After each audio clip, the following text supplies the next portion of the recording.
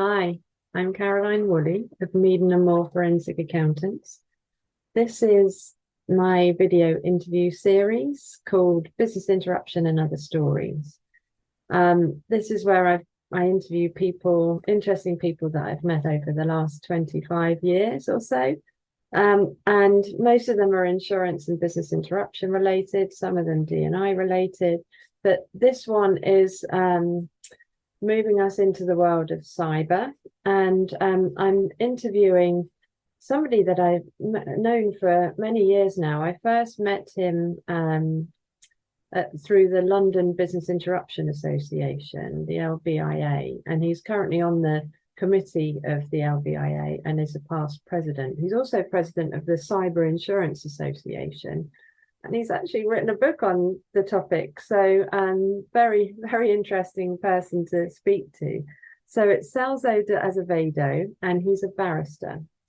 And he's currently with Enterprise Chambers. And I met with him recently at the wonderful Lincoln's Inn. And I was treated to a coffee there. So I will admit him now.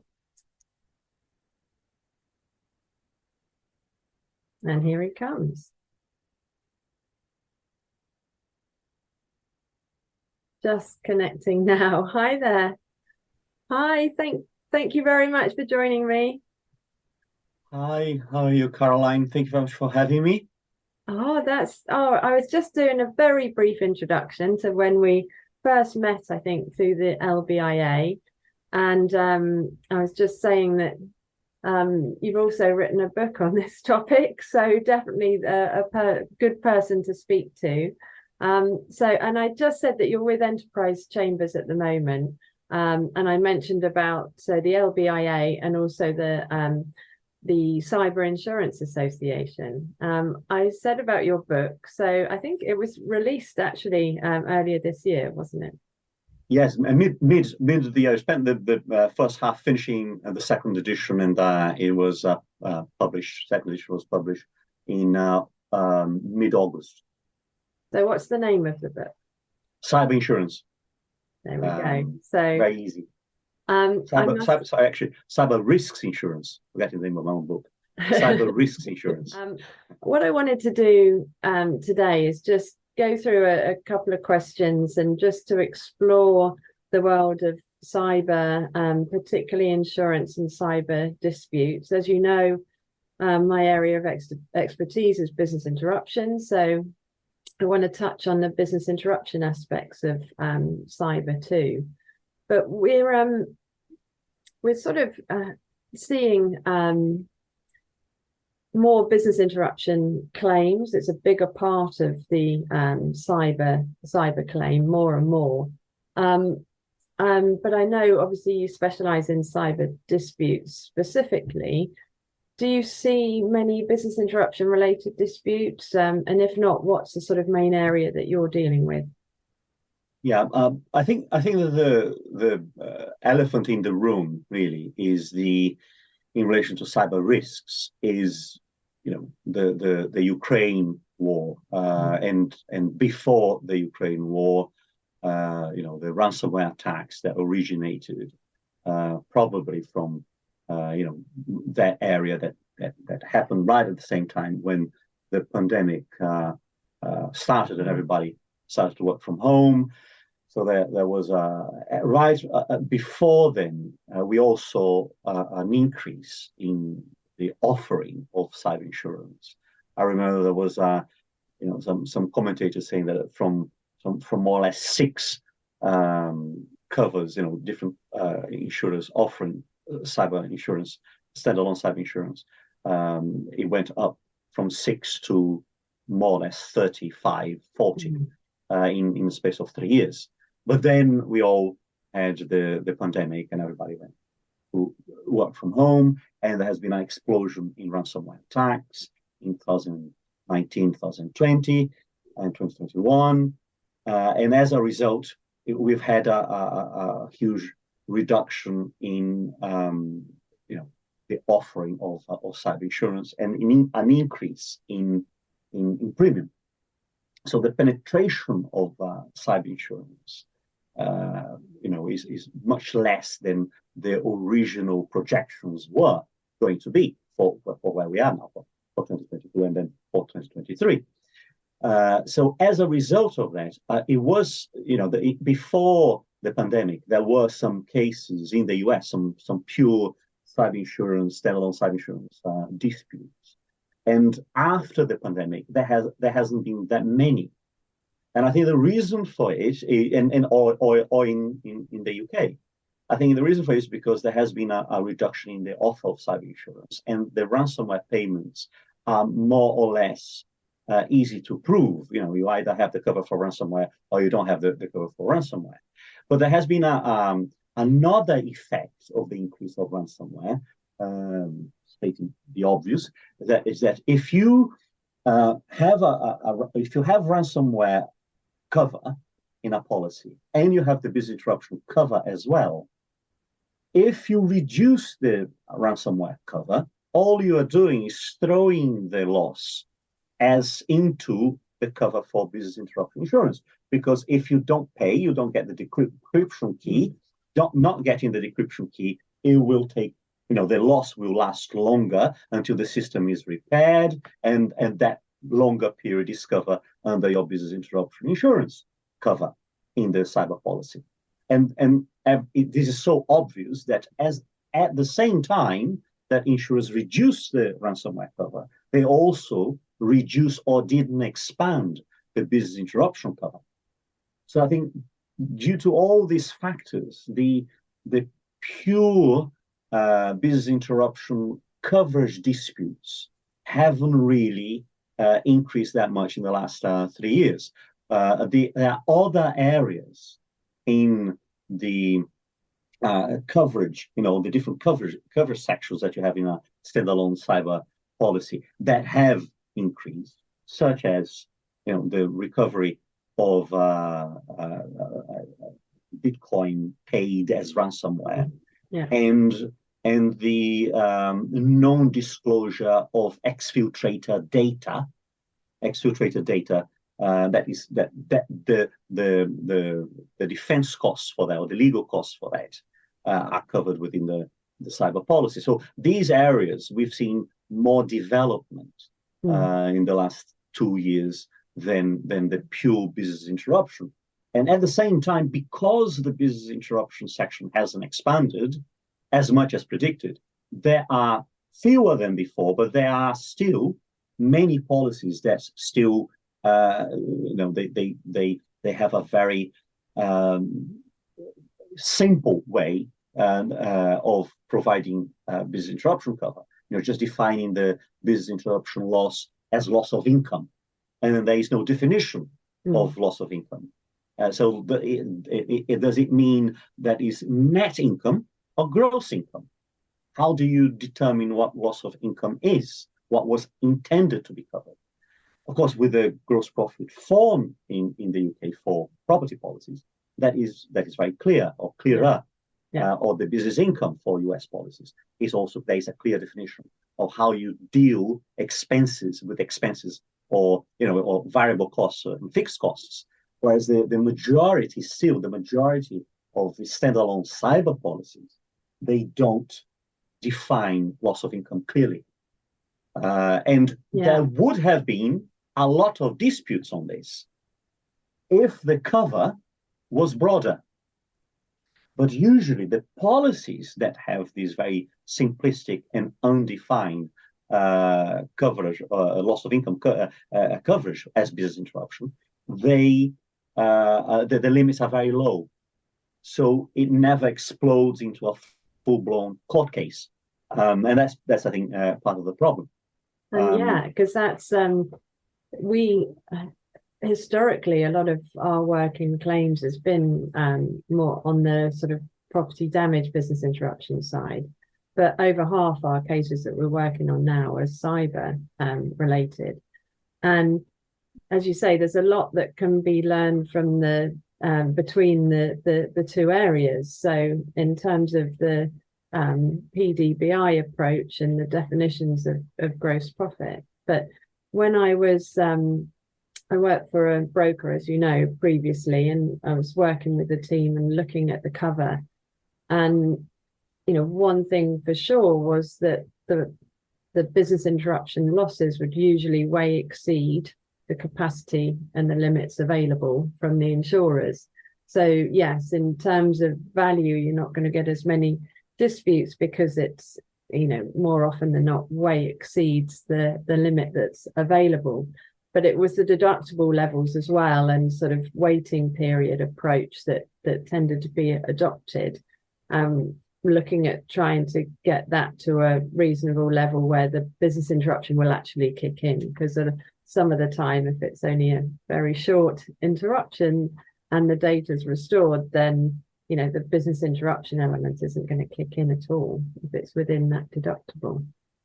Yes, I think that is still a problem. If you have a waiting period that is 2 days, and that's where most of the business interruption loss occurs, then you're really not. I think that this is probably developed a little bit more now. But it's interesting that what you are mentioning, the underinsurance point, because part of the problem of having these old-fashioned, undeveloped wordings in many cyber insurance policies that just provides cover for loss of income without a definition is that then the calculation of loss of income is unclear in the calculation of the maximum indemnity period. Because of that, you can't, the insurer cannot apply an average clause or an underinsurance clause, because very often there is no underinsurance clause in the policy. But more importantly, because it's not clear what loss of income is, you can't apply the underinsurance.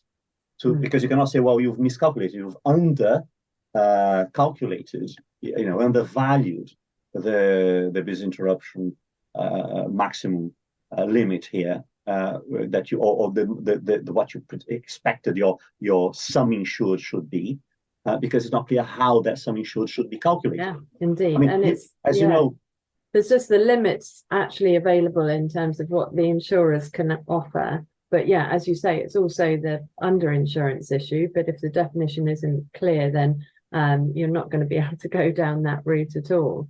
But I think from what we've been seeing, I know you're saying the number of ransomware attacks maybe is reduced slightly, but maybe the values are increasing, I think, aren't they? So from our perspective and BI, it's, we do apply the basic business interruption principles that are the same for any event, actually, whether it be a physical damage event, a cyber event, a infectious disease event, which obviously we've had.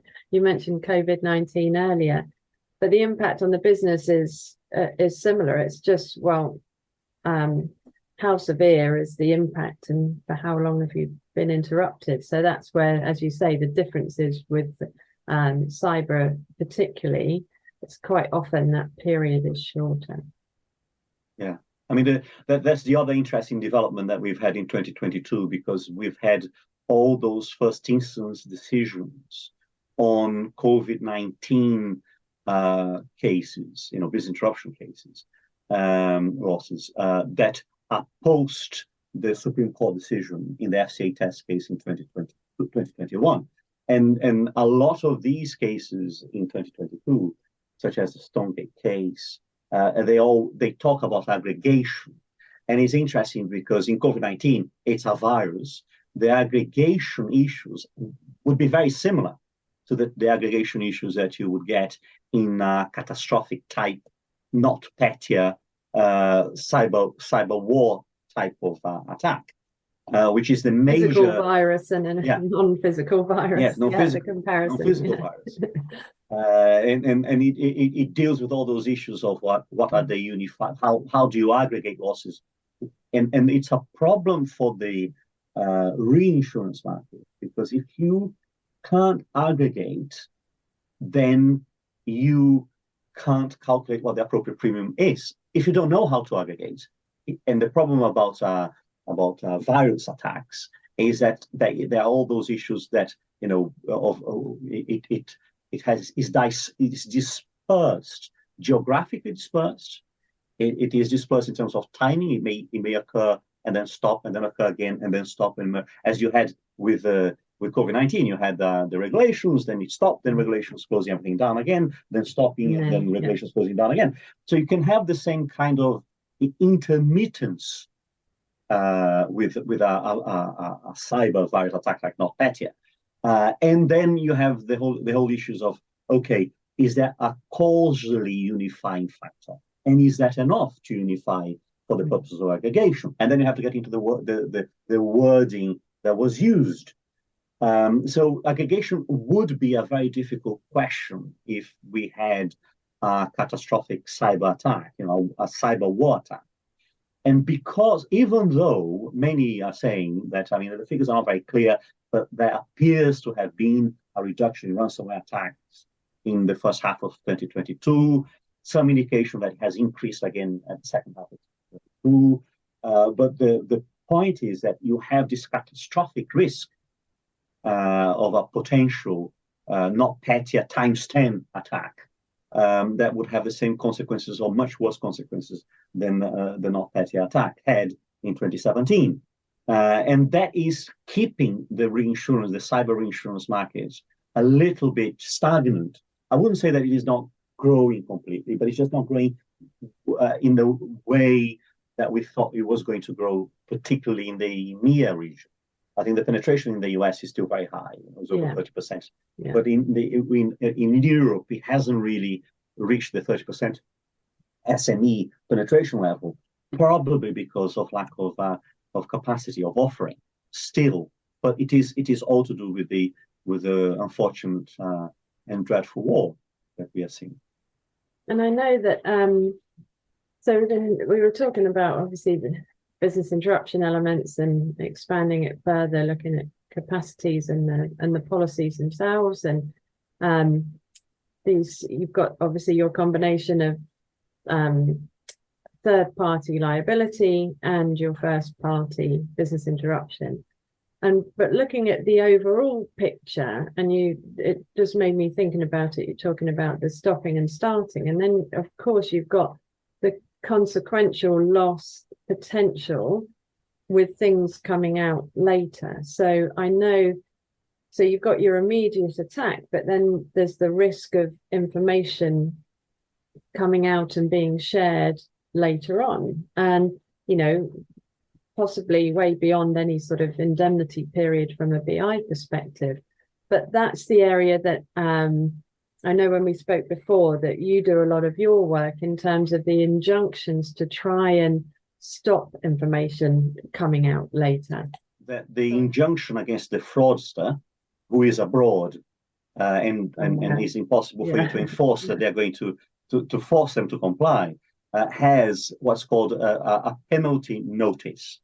And the penalty notice is any third party that is served with that injunction and is seen to assist in the breach of the terms of the injunction is subject to contempt proceedings and other penalties. And so, of course, if you are, say, a big law firm and you get that injunction, you can then send that, serve the injunction to on any online outlets, websites, Twitter, on Facebook, to tell them that this information that has been stolen from our clients are subject to this embargo. So you cannot publish it without going to court. And that, in this XXX case, for instance, the issue there was there were some of the information had already been published, and they wanted to take it down. Right. So they got an injunction against the persons unknown, and then they served it. I think from memory on Twitter, and it was taken down immediately because there was a court order. Yeah. And even as a preemptive measure, if you but in any event, it is in the dark web. Yes, but who can access the dark web? It is, publication is publication to somebody. if you're only publishing that information in a place that is incredibly difficult to access, this is not really, it's not going to have a reputational effect on you. Most people don't look on the junk web all the time. No, indeed. So the injunction is against people actually publishing this data if it comes out and trying to restrict that. And it's just the timing, I think, is very interesting because if it's a physical damage event, it's very clear, there's the restoration period and then you're back up and running, and you have obviously not the gross earnings policies, it's restoration period, but gross profits, you have your fixed indemnity period, and it's anything that's the window of for any claiming. Whereas this, it could be sitting there the information could be sitting there for a while and come out later, and there's going to be an impact. There might be an impact of that information coming out, and then it affects the business and the revenue. So it's this direct and indirect, but also timing of the potential consequential loss or impact of such an event. So it's not as straightforward as you always think, but it's all these other areas which are very interesting that are developing to try and protect against the information being released, basically, like these injunctions. So I know you've done a few of those recently. Is that where a lot of your time is spent at the moment, actually getting the injunctions? Yes, I mean, rather than enforcing them. That's true. I mean, as you were saying, funnily enough, this is one of the major concerns of the courts. Not so much on these two cases that I mentioned, but there are other cases that the courts have imposed a limit on the period, a 1 year or 2 year limit, time limit on the validity of the injunction. Otherwise, the injunction would last forever. Rarely, most of the time, the final injunction is a final injunction that does last forever. Why? Because, as you were saying, they will have that data in a dark website, and then they will sell that data on to other companies, other fraudsters, who then will try to do further extortion on an individual basis on the customers of the victims. So the extortion process is not a 6 months or 1 year process. It may be 2, 3 years, 4 years.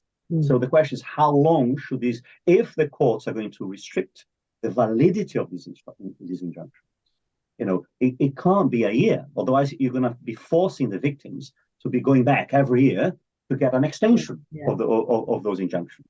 And it's a very tricky area of the law that is still developing. No one really knows how it will go. And there are no court of appeal cases on this, but it's definitely something that is being used more and more because it has a practical effect. But the other issue is how much cover there is in the cyber insurance policy for this type of action. Is it a remediation action? Will it have an effect in the reduction of the uninsured fine? Because the fine is likely to be uninsured, hasn't been tested in the English law, but it is very likely to be uninsurable. But the defense costs of the investigation by the ICO is insured. So there are many issues here, because if you have a mitigating action, but if you have mitigating action, then it's always a little bit difficult to determine how far you can go, how reasonable that mitigating action is. Yeah, and it would be better to have it increased cost. It's obviously the economic limit comes in when you're looking at increased costs, and it's to protect against the loss of gross profit. Spend £1 to save £1, and all these arguments come in. So it's something that to look at from a coverage perspective. And I know we were talking about this potential consequential loss coming out later, and it's sort of almost a reputational aspect of this in terms of the potential impact on the business. But the policies themselves, this for you and lawyers and adjusters to look at. But from what we see, it tends to be looking at a restoration period more in line with the gross earnings policies from a physical damage perspective. So it's looking at how your period of interruption is the period that your systems are interrupted, and then looking at the loss following that within an indemnity period. So it's trying to put some ring fences around these potential ongoing future losses if the information is leaked out. But I don't know, from your perspective, where do you see the insurance market going? And I know this has been changing over recent years, and we've seen lots of developments and improvements in cover and increased capacity, and some more coverage becoming available in terms of types, and definitely more insurers in the market. So where do you see the insurance market going? And I suppose particularly for your area, where do you see that there might be increased disputes in the future? Well, the increase in disputes, I think it will definitely be once there is more capacity and there's a growth in the market in the business interruption area. For instance, the mitigating point but just to finish the point, if you have the data leak, you're going to have third-party claims against the policyholder. So in theory, having the injunction, the non-disclosure injunction, you are mitigating the likelihood or the extent of the damages that may be claimed by the customers who had their information leaked, because you're preventing the publication. So that is where the mitigation would be more so, as you were saying, than business interruption insurance, which is still on a restoration basis. And because it's on a restoration basis, the moment the system is put back in operation, in theory, that's the end of it for a BI claim perspective. But as far as what's going to happen in 2023, let's not try to be too overambitious and look beyond that, because it's very difficult because of the because of the Ukraine war, and no one really knows. This is a great imponderable of how things will develop in 2023, unfortunately. And the problem there is is the main issue, that is hottest issue at the moment for 2023, is what's going to happen with the cyber war exclusions.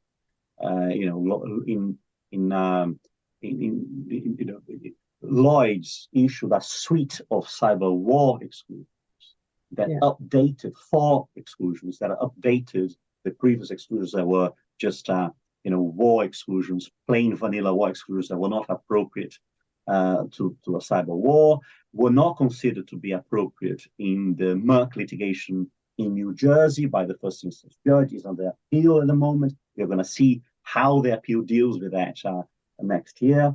But as a result of not Petya, you had the Mondelez case, you had the Merck case in the US, but you've had a substantive value of losses that basically made reinsurers very concerned, and there is this systemic risk here that is being raised by Lloyd's. And in August this year, Lloyd's issued a bulletin saying that any standalone cyber policy must have a cyber war exclusion that deals, amongst other things, with the attribution of the cyber operation or the cyber attack. How do you attribute it? And he says it has to have a robust wording in any state-sponsored cyber war exclusion that these policies must have. And this is summarizing these 4 exclusions that Lloyd's issued. They had the same wording for attribution, and it was a very clearer presumptive wording that basically said that if the victim's state government makes a statement of attribution, say it was this country that did it, that it is attributed, even though it is extremely difficult to prove attribution, because the very nature of the cyber attacks is that it's a covert operation. And because it's a covert operation, it's extremely difficult to prove attribution. So if you have a cyber war exclusion that doesn't clearly set out how attribution will be determined, it's very difficult to see how it will be proved, but maybe it will be. But at the moment, people consider it to be difficult to prove it, particularly in jurisdictions that have legitimate expectations of the policyholder doctrine, like most US state jurisdictions have, or a very strong contra-preferentive doctrine that interprets exclusions, all exclusions, very narrowly and against the insurer. Most civil jurisdictions have that. So how do you ensure that a cyber war exclusion will have effect? You have to have an attribution wording that sways the balance a little bit towards insurers. The problem is that the issue of whether a potential cyber war is a systemic risk or not is not universally agreed. So many reinsurers were happy with less less clear or less broad, not as broad exclusions as the ones that were offered by Lloyd's. And then we have an issue in 2022 where the Lloyd's is going to accept attribution clauses, such as, for instance, is being published, Munich Re Marsh cyber war exclusion that has an attribution clause that simply says that the parties may adduce evidence to prove attribution or disprove attribution. So there isn't a presumption that there is attribution by a third party, such as a government authority, saying that saying that it was this country or another country that sponsored the cyber attack.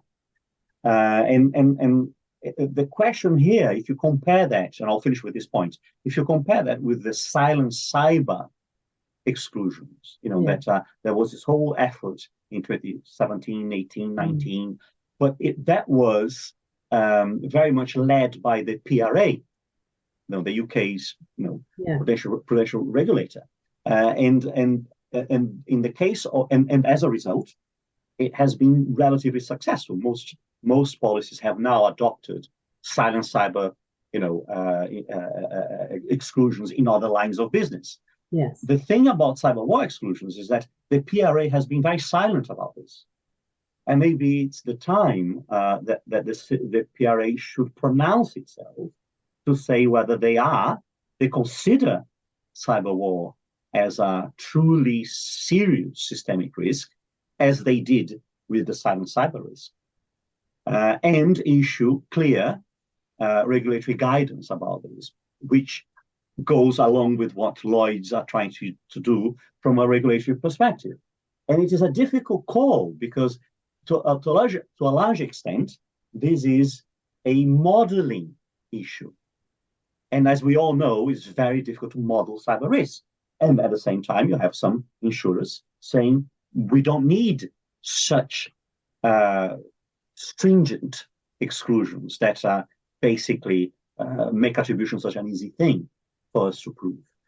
So then it's difficult for the PRA to intervene if there are major US insurers and major European insurers, reinsurers, saying we don't really see this systemic risk as serious as perhaps Lloyd's is looking at it. But then, of course, we have to look at from a government's perspective. If there was a systemic, failure here, who would bail out the major players? Would it be the taxpayer? So should a government regulation intervene now? It's a difficult call. I wouldn't like to predict whether the PRA will get involved or not next year. But if maybe if it doesn't, I think that the initial reaction from Lloyd's, it probably will be watered down to a certain extent. But we will have to see. But that's the hottest issue, the hottest topic for certainly the first half of 2023. How will the cyber war exclusions develop?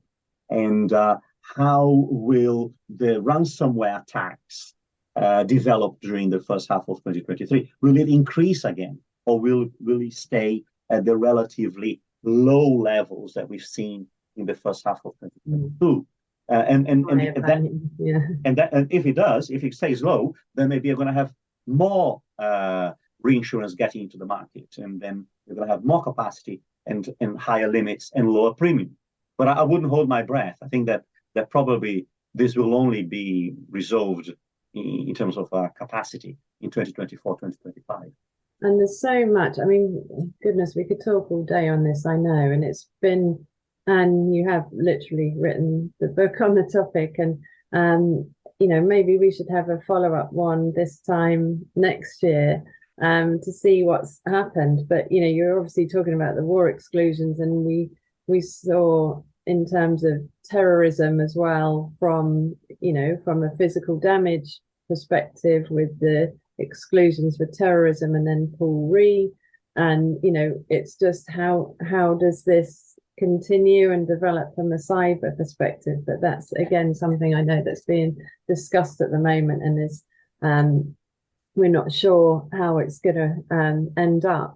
But yeah, maybe we should revisit at the end of next year. But it's been so interesting speaking to you, and I know that the majority of our clients are insurers, and they're going to really appreciate your insight and your tips, and just exploring a bit more in relation to the cyber cover. So I really appreciate your time, and I'm always happy to come over to Lincoln's Inn for a brainstorm session. So thank you very much for that. Most welcome.